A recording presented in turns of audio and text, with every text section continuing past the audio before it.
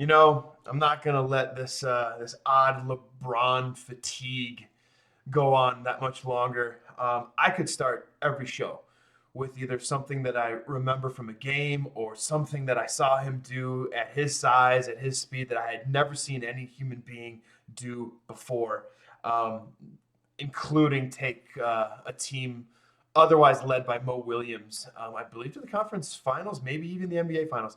But I could seriously start every show about some sort of memory, some sort of way to give appreciation to what I've seen over how many seasons, how long, and I could start the show with something revolving around how great he is. And just for the record, he should have won every single MVP when he averaged over 25 points, 7 assists, and 8 boards. 8 boards. We'll go 8 boards. There isn't a team in the NBA that if you simply insert him into the lineup, they are instantly contenders. And I would say there's probably 10 teams you could insert him on now. And not only would they be contenders, they would be the betting favorites to win it all. One, the Heat. Obviously, that won't happen. But the list could seriously go on and on and on.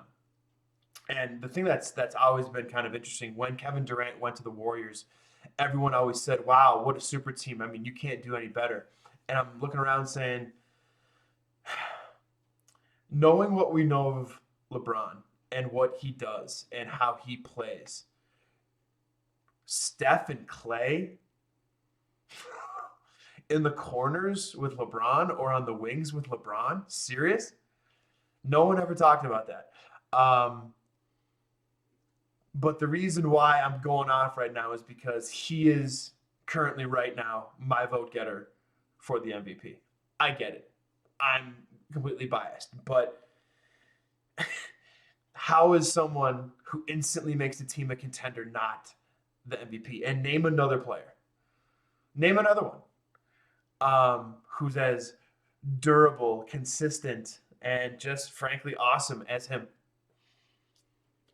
I urge you to, because you can.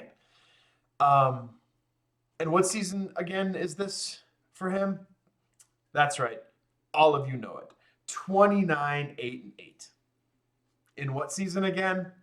Yep, that season. That's how many seasons he's been doing this. That's how long he's been doing this. And almost a 30-point triple double average? That's a career year for every other player in NBA history. And yet somehow people who call themselves, air quotes, sports fans, air quotes, are sick of it. There's some sort of hindrance to allowing that greatness to awe you anymore. And I just don't understand is as he's gotten older, he's actually mastered the craft even more. And it seems like the hatred has gotten even higher. Shocking. But because I am such a history buff, fun fact, in the 2005-2006 season, LeBron James became the youngest player ever to average 30 points or more in a season. He was 21. He averaged 31, 7 and 7. The Cavs went 50 and 32. I believe they were the 4 seed in the East that year with 50 wins. Wow. And that year in the playoffs, they beat the Wizards in the first round and then lost to Detroit in 7. LeBron averaged 31, 6 and 8 in the playoffs. And so I urge you to appreciate it when you see it and to absorb it as much as humanly possible. Same thing with the Warriors right now. Luka, just there's a lot of good basketball being played. The greatest level that it ever has. How the game is supposed to be played is being played right now, in my opinion. The days of physically assaulting somebody trying to make a layup are over. If you want to aggressively go for the block, have at it. That's fine. But there's a lot of players from the past that wouldn't even make a roster right now. And that's why. The skill level has not ever been higher. So I truly hope you are in enjoying the season as much as I have. I got back to 500 when it came to that. Um, but that's my opening rant here on a Super Bowl day. Oh yeah, that reminds me. My significant other, she is my wife loves Cincy. She loves Joe, and she's taken Cincy on the money line. So I guess that's where I'm at. Um, and for those of us who are able to say Super Bowl week this week, but can't put it in writing, the title of my episode might be able to shed some light. I don't know. I don't know all of the rules yet, but I do know that I can say that it's Super Bowl week and I can talk about the teams in the Super Bowl, but I can't like profit off of it in terms of its written name. So I'm just going to be safe and a mirror. Anyway, welcome to the only show about the Super Bowl that I will do. And before we start on this, I want to make sure this is crystal clear. And this is extremely important to me. And I've thought this for a long time. I get it. I know what you're going to say. So, there are so many things in this world that I don't understand. Just talked about one when it came to the LeBron fatigue. To my avid droves of millions of listeners, you know that I've mentioned it and commented on those things that I don't understand. But this is not going to be one of those shows, okay? The issue at hand may be the most corrupt, bizarre, and the most wrong thing humanity has ever gotten in its history of getting almost everything wrong. This might be the biggest abomination of them all. This is nothing short of a travesty, draped in controversy, covered in conspiracy, and wrapped up in the blanket of stupidity. What will never make sense to me until it changes. Why is it not Super Bowl Saturday? It is the hugest missed opportunity that I've ever seen. And if we're looking at the macro, this could be a day bigger than the 4th of July. In the micro, Saturday night Super Bowl parties would be lit all over the country. The one day where we try to put aside whatever differences we have, but wherever you think the money's going to land, wherever you think will win, you find unity in rooting for a team. The one day where everyone parties and tries to have a good time, even though I understand 50% of all the people watching are going to be disappointed. I cannot believe that they being the sued NFL wouldn't take that opportunity. It's a Saturday night party. Everyone parties on Saturday night. And then no one has to work on Sunday. And one of the things that everybody, and I've worked in every corporate America type of atmosphere that you could think of, everyone, quote unquote, is sick on the Monday after the Super Bowl. And every stupid sales manager, what'd you do last night? How come you're not killing it on the phones, man? Yeah. How many calls you got out here, man? What's the matter? Calls. Capitalism. Like, why not capitalize on the fact that everybody likes partying on Saturday nights and that everyone can be hungover on Sunday? Hell, this could be like New Year's Eve and New Year's Day-ish. Whereas Sunday is known as Hangover Sunday. And restaurants, Hangover Sunday specials, yada, yada, yada, hair of the dog, yada, yada, yada. Because, the obsession we have with a depressant in this country, hey, let people keep doing it. And it's going to be called Hangover Sunday for a myriad of reasons, not just alcohol.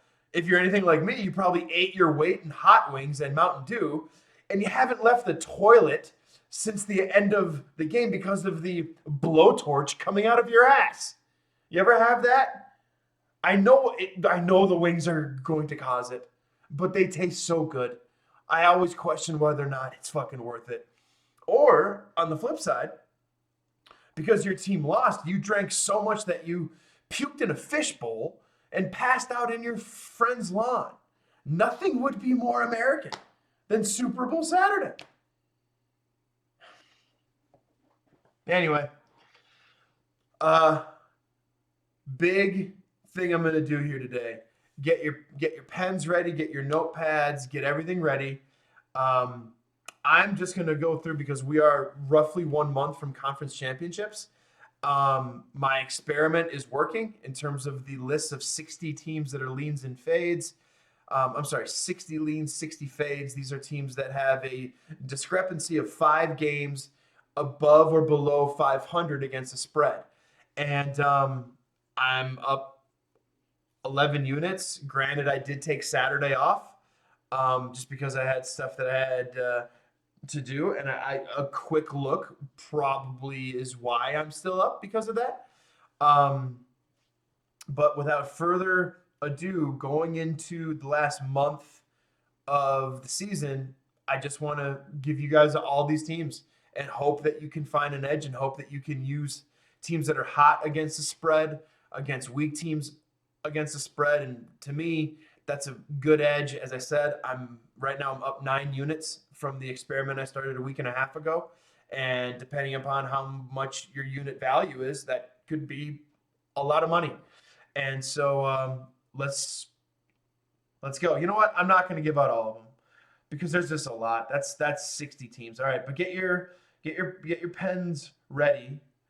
I want to check to make sure real quick that I did not say any other ones.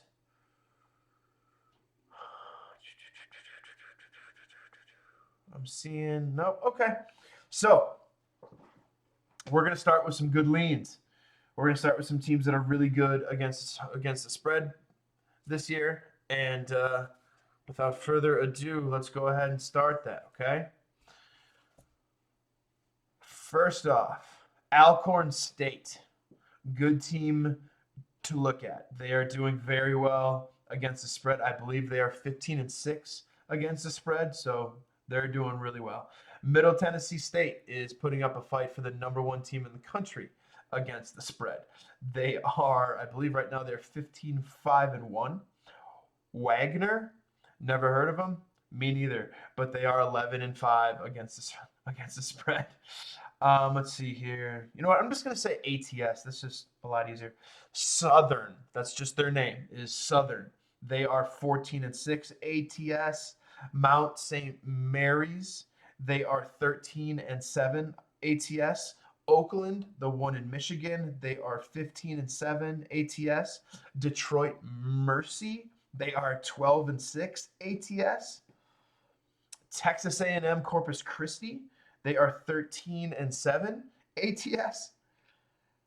I think I shared this with everyone, but take a look at Long Beach.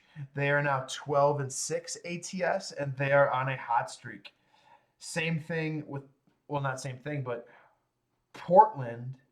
They are 14-8 ATS. They just beat San Francisco as an 18-point underdog, and that was actually last night. So those are some really good leads. Okay, some good fades. San Francisco, odd team. They're 6-15-1 ATS. Pepperdine is 9-15 ATS. Pacific is, I want to say, yep. Pacific is 4-16 ATS. Morgan State is 4-11 ATS. Miami of Ohio 6-12 ATS. Louisville's terrible. They are 6-16 ATS. North Carolina State 6-17 ATS. IUPUI 5-14 ATS. Oregon State is, I believe they are 5-14-1 ATS. Utah 7-14-2 ATS, and Sacramento State 5-11 ATS. So go ahead and rewind that, do whatever you got to do to get that information. But those are the teams, and those are the teams that I'm looking for favorable matchups. I'm looking for opportunities where they're either have a good matchup, they're coming off maybe a couple road games, they're coming back home, or they're playing well on the road. Either way, I try to find one more reason other than that they're good against the spread to go with that team. And up 9 units, and that's a lot more than a lot of others are able to say. So anyway, um, Super Bowl. That's right. As I said, my wife likes Cincy. We're all about the underdogs. And last time I checked, Cincy's undefeated both straight up and against the spread as an underdog this year. And so I do think this is kind of reminiscent of 2007, 2008 Arizona Cardinals, where I do think they might run into a superior team in the Super Bowl. However, I just what they were able to do to slow down Mahomes, I don't see Stafford having as much success or as much ease against this very odd defense. Um, but I because of how what we've seen, I'm probably going to do Rams first half because the last 3 games Cincinnati's come back in the second half. So that's something that I'm going to look at. I always do the national anthem in terms of over or under, and I think that's probably what my wife's going to want to do. This is one of the rare times when my wife kind of calls the shots in terms of where we have action because that's what she wants to see. So either way, I hope you enjoy it. Should be Super Bowl Saturday. I'm going to start a petition to change that. I can't believe that it's still not changed. But anyway, thanks for tuning in on Hump Day. Have a good week. Have a good weekend, and good luck with all your bets.